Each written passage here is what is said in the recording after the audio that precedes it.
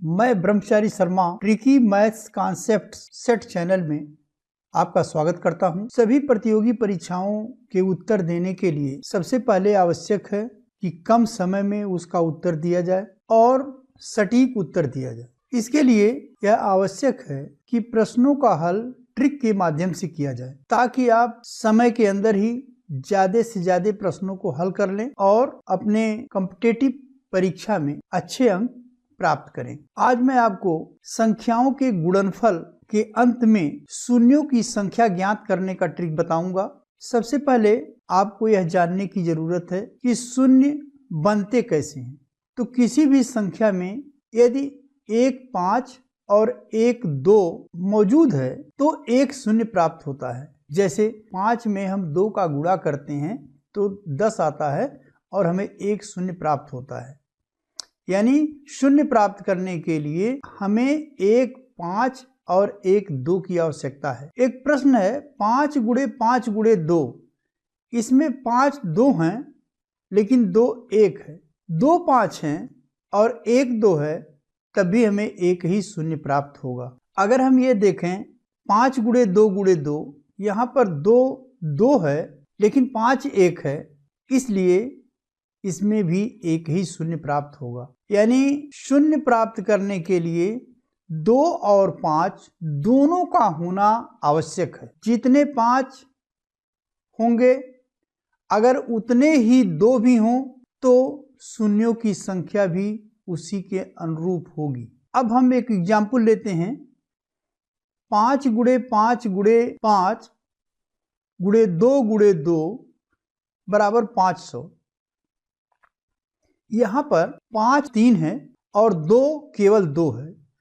तो जिसकी संख्या 2 और 5 में हम देखते हैं कि अगर 2 कम है, जितना 2 की संख्या होगी वही शून्यों की संख्या हो जाएगी। दूसरे एग्जाम्पल में हमने देखा कि 5 गुणे 5 गुणे 2 गुणे 2 गुणे 2, यहाँ पर 2 3 है लेकिन 5 केवल 2 हैं, इसलिए केवल 2 शून्य प्राप्त होंगे। नेक्स्ट एग्जाम्पल में 5 3 है 1 2 3 और 2 भी 3 है 1 2 3, तो इसलिए शून्यों की संख्या यहाँ पर 3 होगी।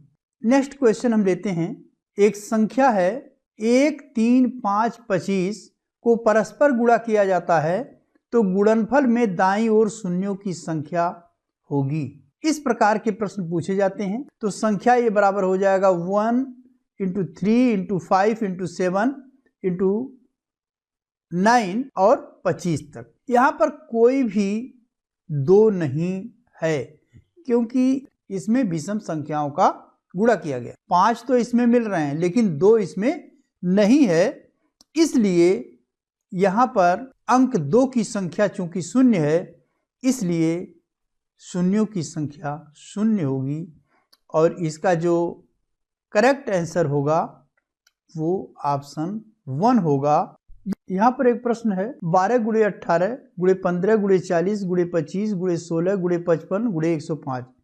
इसका जब हम फैक्टराइजेशन करेंगे तो ये हो जाएगा 2 दूनी 4 तिहाई 12, ये हो जाएगा 2 गुणे 9, ये 3 गुणे 5 हो जाएगा, ये 40 का हो जाएगा 2 दूनी 4 दूनी 8 25 40, 25 का हो जाएगा 5 25 25 और 16 का हो जाएगा 2 टू दी पावर 4 और 55 का 11 25 55, 11 25 55 होगा और 105 का हो जाएगा 5 तिहाई 15 7 105। अब इसमें हम ये देखेंगे कि 2 कितने हैं।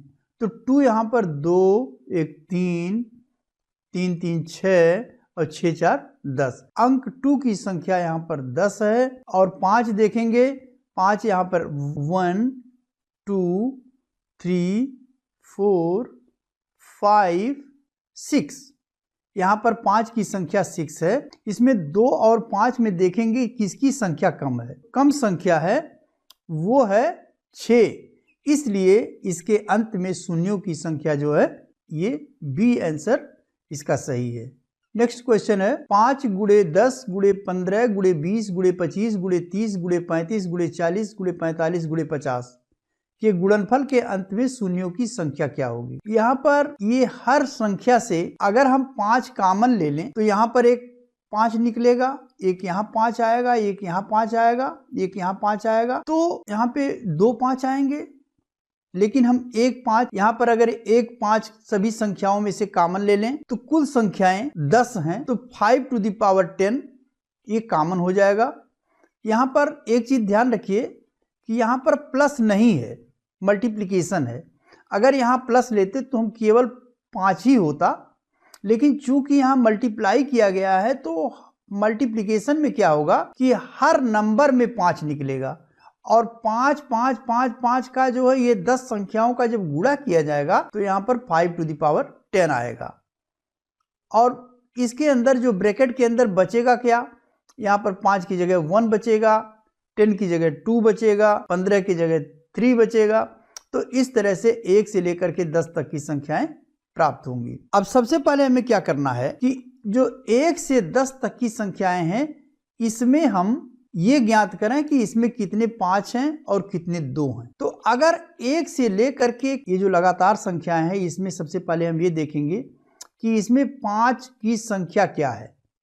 5 की संख्या के लिए क्या करेंगे, इस 10 में सबसे पहले हम 5 का भाग देंगे, तो 10 में जब 5 का भाग देंगे तो 2 आएगा। अगर ये 5 से कम है तब तो हम यहीं पर ये संख्या मान लेंगे, लेकिन अगर ये संख्या 5 से ज़्यादा आती है तो पुनः हम इसे 5 से भाग देंगे।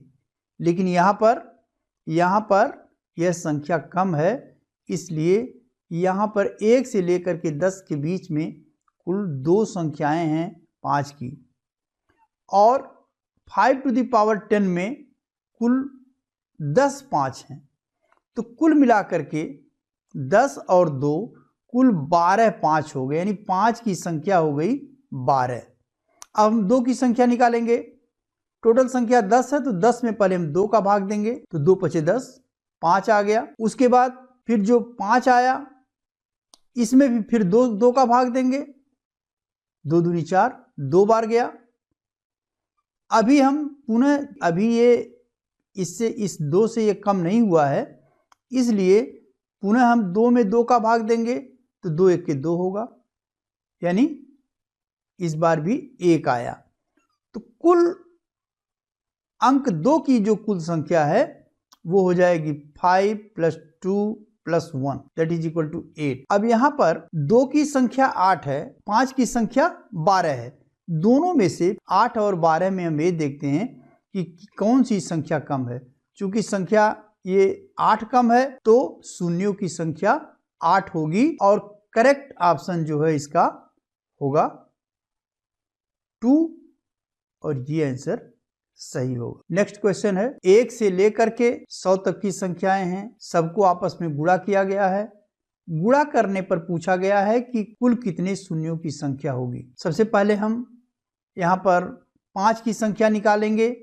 5 की संख्या निकालने के लिए 100 में हम 5 से भाग देंगे, 20 आएगा। 20 जो है 5 से ज़्यादा है, इसलिए 20 में पुनः हम 5 से भाग देंगे, तो 20 में 5 से भाग देंगे तो 4 आएगा। और अब ये 4 जो है 5 से छोटा हो गया, 20 और 4 को जोड़ेंगे 24 होगा, और ये 24 ही 5 की संख्या होगी। और 2 की संख्या अगर हम निकालना चाहें तो इसमें देखिए 100 में अगर 2 से भाग देंगे तो 50 हो जाएगा। तो एक स्टेप में ही इसकी संख्या काफ़ी आ जा रही है। तो 2 की संख्या यहाँ निकालने की जरूरत नहीं है, केवल 5 की संख्या निकाल करके ही हम कह सकते हैं कि इसमें शून्यों की संख्या होगी 24, और इसका ऑप्शन जो है ये सी सही है। नेक्स्ट क्वेश्चन है, 1 से लेकर के 500 की संख्याएं हैं, सबको आपस में गुणा किया गया है और शून्यों की संख्या ज्ञात करनी है। इसमें क्या करना है, 500 में हम ये देखेंगे कितने 5 हैं। तो 500 में पहले हम 5 का भाग देंगे, आएगा 100। 100 में पुनः फिर हम 5 का भाग देंगे तो आएगा 20।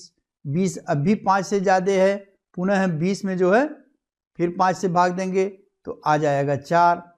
अब इस तरह से कुल जो 5 की संख्या होगी वो होगी 124।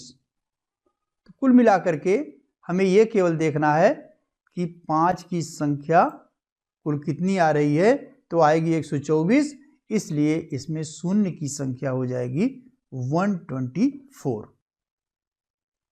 नेक्स्ट क्वेश्चन है 46 गुणे 47 गुणे 48 200 तक के गुणनफल में शून्यों की संख्या ज्ञात करनी है। तो सबसे पहले हम क्या करेंगे, यहाँ पर 1 से 45 की संख्या भी इसमें जोड़ लेंगे, 1 से गुणा करके 45 की संख्या भी जोड़ लेंगे और 1 से लेकर के 200 तक की हम शून्यों की संख्या निकालेंगे। तो 1 से 200 तक के शून्यों की जो संख्या होगी वो होगी 200 में 5 का भाग देंगे तो आएगा 40, 40 में पुनः हम 5 भाग देंगे 8 आएगा और 8 में फिर हम 5 का भाग देंगे तो 1 आएगा। तो इस तरह से अगर हम 5 की संख्या निकालें तो कुल आ जाएगा 49। पुनः 1 से लेकर 45 तक हम देखें कि कितने 5 हैं, तो इसके लिए भी 1 से 45 तक शून्यों की संख्या निकालने के लिए 45 में हम 5 से भाग देंगे, आएगा 9, फिर 9 में पुनः 5 का भाग देंगे तो 1 बार जाएगा। ये जो शेष आगे जैसे 9 में 5 से भाग देंगे तो 4 शेष बच जाएगा, तो जो एक्स्ट्रा होगा उसे में छोड़ देंगे तो ये आ जाएगा 10। तो इसमें जो 5 की संख्या आई वो आई 10 और यहाँ पर 1 से लेके 200 तक की संख्याओं में कुल आया था 49 और यहाँ पर आ गया 10, तो 49 माइनस 10 इज इक्वल टू 39। तो 39 शून्यों की संख्या इसमें होगी। Next question 1 to the power 4 into 2 to the power 4 into 3 to the power 4 into 20 to the power 4। यहाँ पर क्या करेंगे हम, सबसे पहले हम ये दिखेंगे कि 1 से लेकर के इस पे पावर सब पे दिया हुआ 4 का, लेकिन हम क्या करेंगे 1 से लेकर के 20 तक की संख्याओं का हम 5 की संख्या निकालेंगे। 5 कितने हैं, तो 20 में हम 5 का भाग देंगे तो आ जाएगा 4, यानी 5 की संख्या हो जाएगी 4। 1 से 20 तक अगर 1 2 3 4 होता तो, लेकिन चूंकि पावर 4 है इसलिए 4 का इसमें मल्टीप्लिकेशन किया जाएगा तो आ जाएगा 16 और यही जो है 16 ही इसका जो है शून्यों की संख्या होगी। नेक्स्ट क्वेश्चन है फैक्टोरियल 64 में शून्यों की संख्या ज्ञात कीजिए। तो फैक्टोरियल 64 का मतलब ये होगा कि 64 से लेकर के 64, 63, 62 से लेकर के 1 तक की संख्याओं, 1 से लेकर के 1 गुणा 2 गुणा 3, 1 गुणे 2 गुणे 3 गुणे इस तरह से 64 तक का गुणा किया जाएगा। इसे हम कहते हैं फैक्टोरियल 64। इसमें बताना है कि शून्यों की संख्या कितनी होगी। तो क्या करेंगे हम, यहाँ पर जो 64 है इसमें 5 से भाग देंगे और ये आएगा 12 और 12 में पुनः हम 5 से भाग देंगे, आ जाएगा 2 और यहाँ पर 12 और 2 ये दोनों जब हम जोड़ेंगे तो 14 आ जाएगा और यही 14 जो है इसमें शून्यों की संख्या होगी। नेक्स्ट क्वेश्चन है 10 to the power 46 plus 10 to the power 25 में शून्यों की संख्या ज्ञात कीजिए। तो इसको समझने के लिए अगर हम ये देखें 10 to the power 3 का मतलब होता है 1000 और 10 to the power 2 का मतलब होता है 100। 100 और 1000 अगर हम जोड़ें तो 1100 आएगा और इसमें 2 शून्य दिखाई देंगे। इसका अर्थ ये हुआ कि हमारे पास जो 2 संख्याएं हैं 1000 और 100, तो इन दोनों को जो जोड़ा गया है इसमें जिसमें शून्यों की संख्या कम होगी उतने ही शून्य आएंगे। यानी यहाँ पर क्या है, यहाँ पर 100 में केवल 2 ही शून्य हैं तो यही 2 शून्य ही इसका आंसर होगा। इसी तरीके से यहाँ भी 10 to the power 46, इसका मतलब यहाँ पर शून्य की संख्या यहाँ पर 46 है और यहाँ पर 25 है, तो चूंकि 25 कम है 46 से इसलिए शून्यों की संख्या मात्र 25 ही होगी और इसमें आंसर जो है 25 आएगा। नेक्स्ट क्वेश्चन है 10 to the power 46 minus 10 to the power 25, इसी क्वेश्चन को इसमें हमने माइनस कर दिया तो शून्यों की संख्या निकालनी है। तो 1000 10³ का मतलब होगा 1000 में से अगर हम 100 घटाएं तो 900 आता है। इसमें पुनः क्लियर हो गया कि घटाने पर भी जो जिसमें कम शून्य है वही शून्यों की संख्या ही इसमें आंसर आएगा। तो इसमें भी क्या होगा, यहाँ पर 25 जो है 46 से कम है, इसलिए शून्य की संख्या 25 ही होगी। नेक्स्ट क्वेश्चन है 10⁻36 इंटू 10⁻364 में शून्यों की संख्या ज्ञात कीजिए। तो आप जानते हैं कि जब ये आधार सेम रहता है और पावर इसमें दोनों का जब मल्टीप्लाई करते हैं तो पावर जुड़ जाते हैं। तो यहाँ पर क्या होगा 10⁻36 इंटू 10⁻364, तो ये पावर दोनों जुड़ेंगे यानी 36 और 364 जुड़ जाएंगे। अब ये हो जाएगा 10⁻400, तो 10⁻400 हो जाएगा और इसमें दोनों के मल्टीप्लिकेशन करने से जो शून्यों की संख्या होगी वो होगी 400। नेक्स्ट क्वेश्चन है 2⁹ into 3⁻12 into 5⁵15 into 7⁻32 into 11⁴2 into 2⁵3 में शून्यों की संख्या ज्ञात कीजिए। अब प्रश्न में आपको सिर्फ ये देखना है कि इसमें 2 कितने हैं, 5 कितने हैं, इसी से उत्तर आपका आ जाएगा। अब इसमें अगर हम देखें तो केवल हमें 2 देखने हैं, कितने हैं पूरी संख्या में, तो 2⁹9 है और यहां पर 2�3 है, यानी 2⁹9 इंटू 2�3 और 5 के लिए हो जाएगा 5⁵15 अकेला है और 5 का कोई भी पावर नहीं है या 5 का कोई भी अन्य 5 के पावर के रूप में कोई भी अन्य संख्या नहीं है। तो यहाँ पर ये 9 और 3 जुड़ेगा तो 2⁻ हो जाएगा 12 और यहाँ पर 2 की संख्या है 12 और 5 की संख्या है 15, तो जिसकी संख्या कम होती है वही हो जाता है जी शून्यों की संख्या। तो यहाँ पर ये 12 15 से कम है, इसलिए ये 12 ही शून्यों की संख्या होगी। नेक्स्ट क्वेश्चन है 5 × 10 × 15 × 20 इस तरह से 75 में शून्यों की संख्या ज्ञात कीजिए।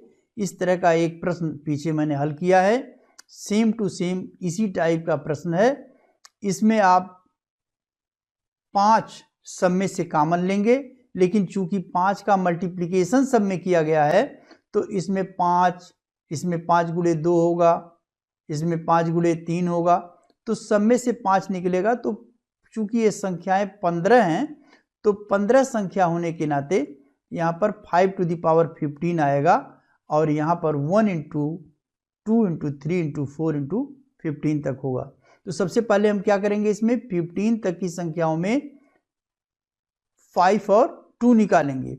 तो इसमें हम देखते हैं 5 कितने हैं और 2 कितने हैं। पहले हम 5 देखें तो 15 में 5 का भाग देंगे तो 5 यहाँ 15 3 आएगा, तो 3 तो 1 से 15 तक की संख्याओं में 3 निकल के आया 5, और 5 जो है यहाँ पर जो कॉमन हमने लिया है वो 15 है, तो 15 3 18, यानी 5 की संख्या तो हो गई 18। अब 2 की संख्या निकाली जाए तो 1 से 15 तक ही 2 हैं, तो इसकी 2 की संख्या हो जाएगी 15/2, 2 × 14 7 आ जाएगा।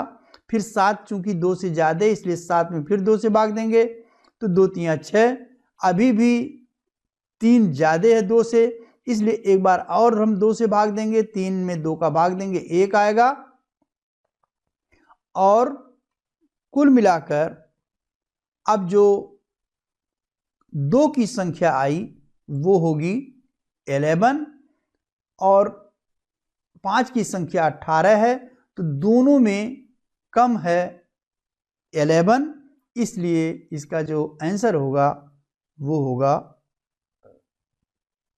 ये जो 11 है यही इसका आंसर होगा, यानी शून्यों की संख्या 11 ही होगी। कृपया जो लोग प्रतियोगी परीक्षाओं की तैयारी कर रहे हैं वो अगर इस चैनल को पहली बार देख रहे हैं तो कृपया भी सब्सक्राइब कर दें, और यदि वीडियो अच्छा लगा हो तो कृपया इसे शेयर और लाइक भी करें।